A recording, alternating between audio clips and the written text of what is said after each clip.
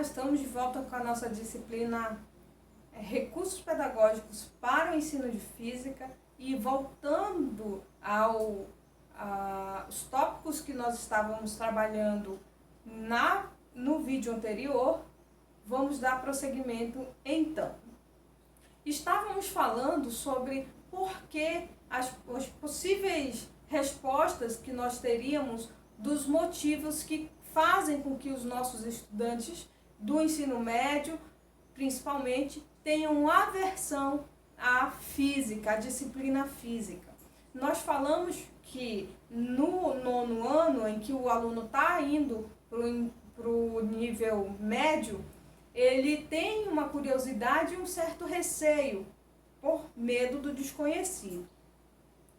Quando ele chega nesse primeiro ano, ele começa, dificilmente ele vai ter um professor de física, geralmente é um professor de matemática, e tem uma série de questões relacionadas envolvidas, então ele acaba gerando recordações desagradáveis em relação à física. Por exemplo, eu tenho algumas. A professora do meu primeiro ano do ensino médio, ela falava na queda do corpo. E eu não entendia a queda do corpo. Eu entendi até a queda do coco. E eu fiquei, professora, por que esse coco vive caindo? Ela disse, não é coco, é corpo. E eu fiquei, corpo de um morto caindo? Não, e ela não explicou o que era corpo dentro da física. Então, esses termos que nós utilizamos dentro da física, com um novo significado, por exemplo, corpo na física, é diferente de corpo na biologia. Corpo na biologia é a nossa matéria, no nosso formato, a nossa anatomia, fisionomia, fisiologia. Corpo na física é qualquer pedaço de qualquer coisa, é qualquer coisa que tenha matéria, seja ela pequena, seja ela grande. Então, olha a diferença. E ninguém falou para mim que essas duas coisas eram diferentes. Então, eu não entendia por que da queda do corpo. Então, percebam que começa a gerar, e é a falta da física conceitual que começa a gerar uma série de dúvidas e de recordações ruins no estudante. Quando ele chega no ensino médio, ele não quer mais saber de física, ele tem pavor de física, ele só cola nas provas para poder passar, faz os trabalhos para poder passar e só passa e não consegue relacionar nenhum aspecto de conteúdo de física ao cotidiano dele. Então percebam que a disciplina ela está totalmente desvinculada do conteúdo, o conteúdo está totalmente desvinculado e a abordagem está totalmente desvinculada ao cotidiano do aluno. Então, se eu fosse tratar das ondas eletromagnéticas, a luz é um exemplo de onda eletromagnética, o Wi-Fi é um exemplo de onda eletromagnética, a onda de rádio é uma onda eletromagnética, o Bluetooth é uma onda eletromagnética, a forma eu só enxergo porque a luz bate e retorna para os meus olhos e é a luz eletromagnética. Então, a física ela está tão inserida no nosso cotidiano e por que não explorar a física do cotidiano para que o aluno tenha a sensação de que aquela disciplina faz muito sentido para a vida dele e que é importante que ele saiba. Uma outra resposta que a gente tem para que os alunos tenham essa aversão à física é a pouca valorização do profissional, da educação ou dos profissionais da educação, desde a faxineira até a coordenação, a diretoria. Precisa de uma maior valorização do professor. Por que um deputado ganha mais de 30 mil e não faz nada? um assessor de deputado ganha sei lá quantos mil e a gente não faz nada. Enquanto que o professor trabalha de manhã, às vezes de manhã à tarde e à noite, em escolas diferentes, em municípios diferentes, para ganhar um pouquinho melhor. E é absurdo que o piso, o salário, não é nem o piso, é o salário bruto do professor seja R$ 1.400. Enquanto que o deputado ganha horrores. E tem de 10 a sei lá quantos assessores. Até onde a gente vai aceitar tudo isso? Até onde? É extremamente dolorido falar sobre isso, mas a gente tem que falar e eu falo mesmo. A gente tem que mudar a nossa realidade. E você aí pode mudar a sua realidade na sua casa, mudar a sua realidade na sua comunidade, fazer alguma coisa para que a sua vida melhore, a vida do seu vizinho melhore, a vida da sua comunidade melhore com educação. Bora fazer alguma coisa, eu estou cansada de estar sentada e de só estar falando, bora fazer, e não vejo ninguém fazendo. A gente precisa retomar as rédeas desse país e voltar a investir em educação, porque ao invés de estar sendo injetado recursos financeiros na educação, está sendo tirado, infelizmente. Voltando para o assunto, nós, profissionais da educação, temos um contexto totalmente desfavorável em termos de condições de trabalho. Eu tenho um computador porque eu comprei com pouco dinheiro que eu ganho. Eu tenho um celular porque eu comprei. Eu comprei uma câmera agora para melhorar a qualidade do vídeo, mas ninguém me ajudou. O governo não me deu computador, o governo não me deu smartphone, o governo não me deu luz, não me deu tripé, o governo não me deu microfone, fui tudo eu que comprei. Sorte minha que eu não tenho um filho, que eu não tenho uma filha, que eu não tenho uma escola para pagar, que eu não tenho conta de luz para pagar, que eu não tenho uma estrutura familiar para manter.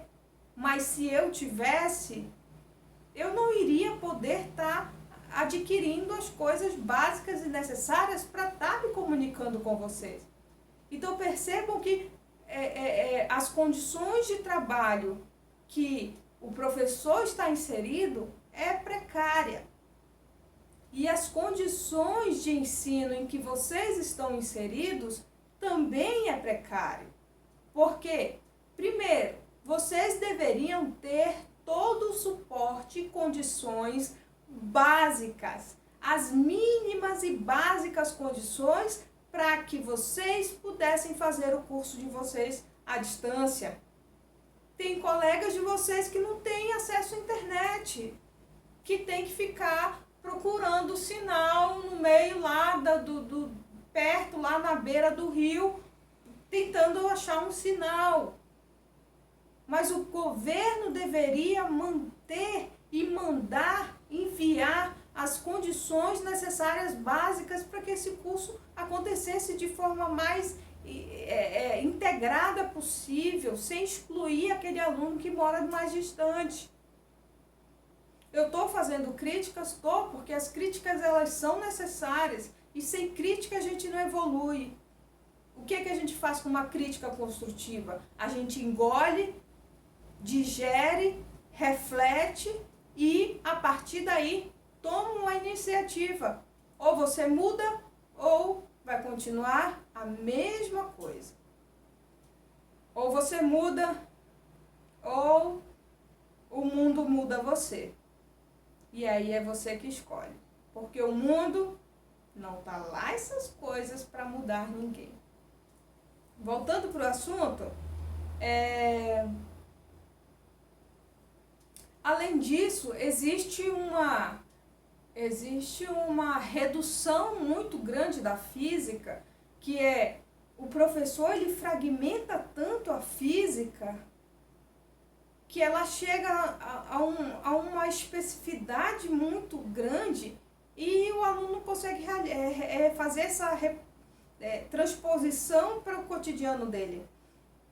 A física, ela é tratada de uma forma tão descontextualizada.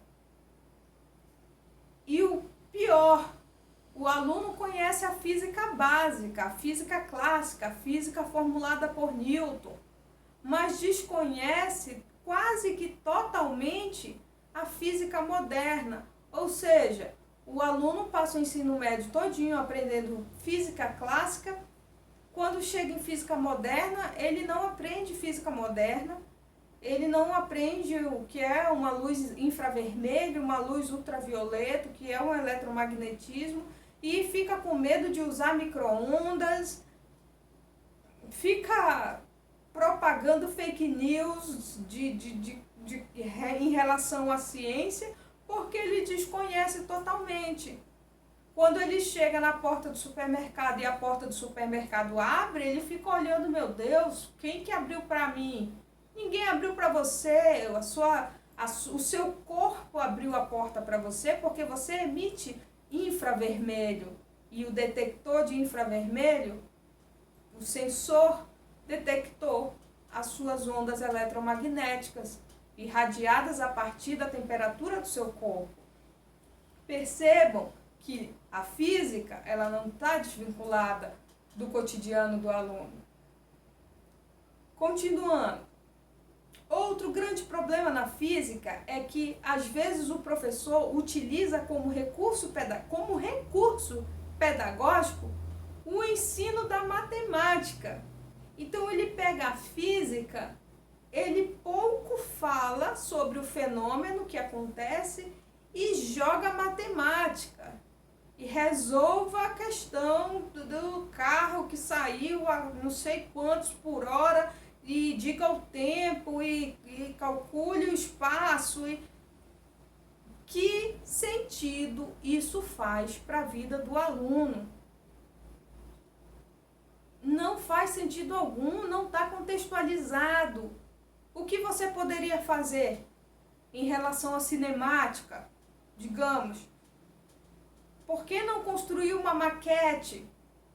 Uma maquete, pega os grupos de alunos, dependendo do contexto em que eles estão inseridos, e manda eles construírem uma maquete com uma pista automobilística, com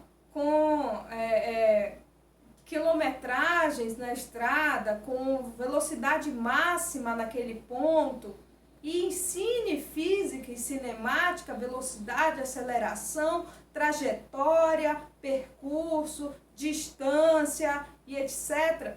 dentro da maquete. Ficaria tão melhor visualizar isso acontecendo do que calcule. Física não é matemática. Já tem uma disciplina para calcular. Eu quero entender o que acontece na prática, o que isso interfere no meu dia a dia. Eu quero saber por que eu tenho que usar o cinto de segurança. Eu quero saber por que agora a gente tem os airbag, melhor dizendo. Por que a gente tem ali? E qual é o mecanismo de acionamento do airbag? Para diminuir o impacto do seu corpo com o painel. Então, tudo isso são abordagens que significam alguma coisa.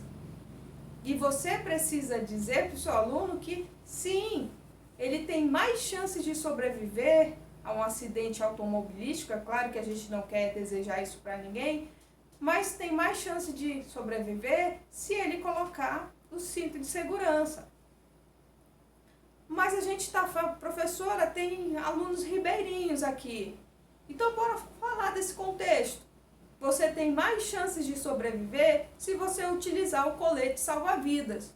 Porque o colete salva-vidas tem uma densidade pequena e no seu corpo vai fazer com que a sua densidade diminua, fazendo com que você fique acima do nível da água para respirar. Faz com que você proteja seus órgãos internos do contato muito grande com a água, evitando uma hipotermia muito mais rápida.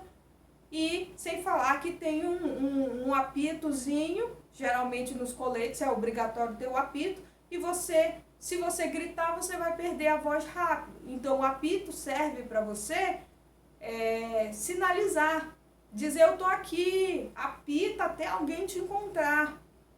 Então perceba o quão é importante saber física, não só na matemática, onde o barquinho sai, até onde o barquinho vai, quanto de carga o barquinho carrega. Isso é importante? Sim, isso é importante saber. Mas não é só isso que a física é.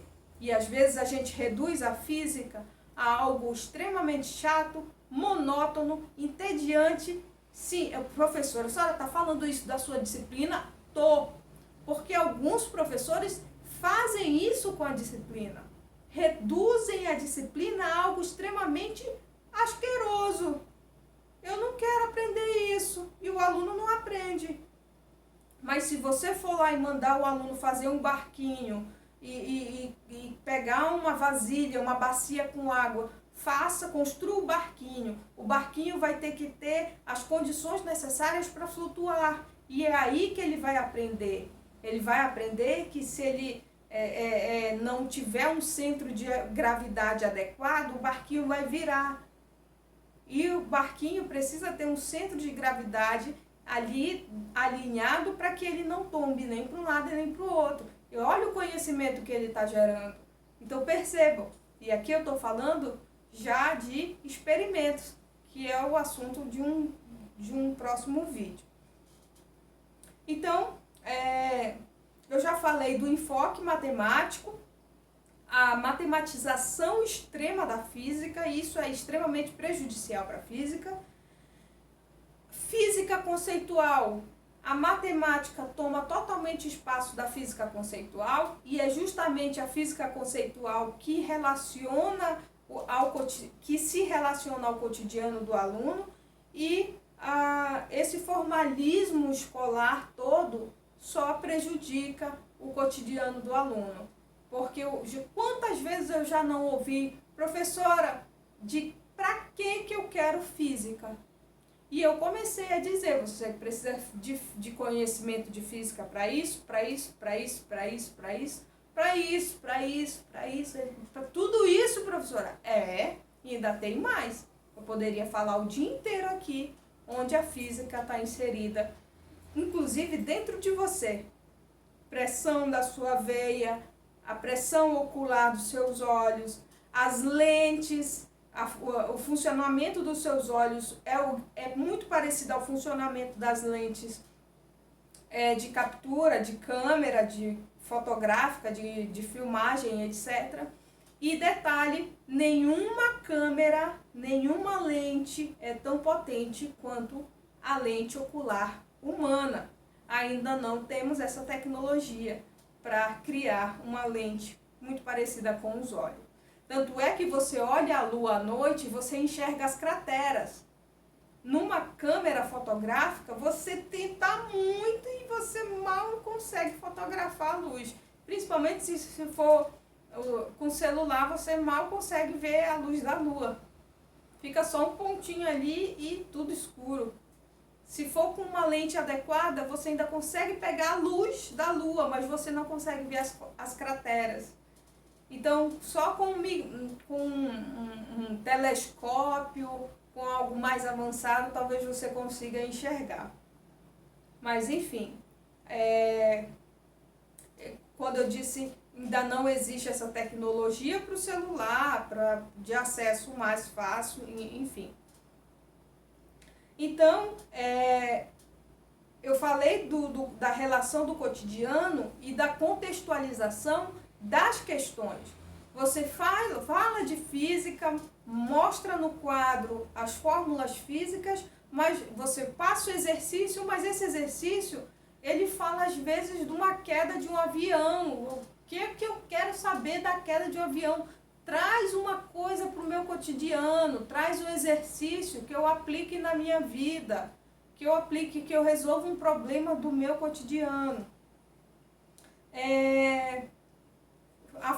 interdisciplinaridade, eu já falei que as ciências, elas acabam cada uma no seu quadrado e no final das contas, ninguém aprende nada sem ninguém. A gente aprende junto. Eu consegui abstrair essa ideia de que quanto mais misturado, melhor. Quanto mais salada, melhor.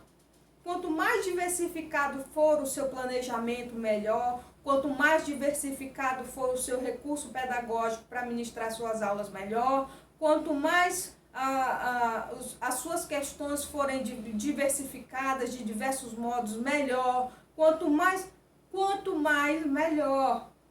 Quanto mais você interagir com outras disciplinas, melhor. Vai diminuir essa aversão que os alunos têm da física, porque você pegou o professor de língua portuguesa, porque você chamou o professor de biologia, chamou o professor de química e fez uma junção ali, fez uma contextualização. E olha que ótimo, olha que aula bacana.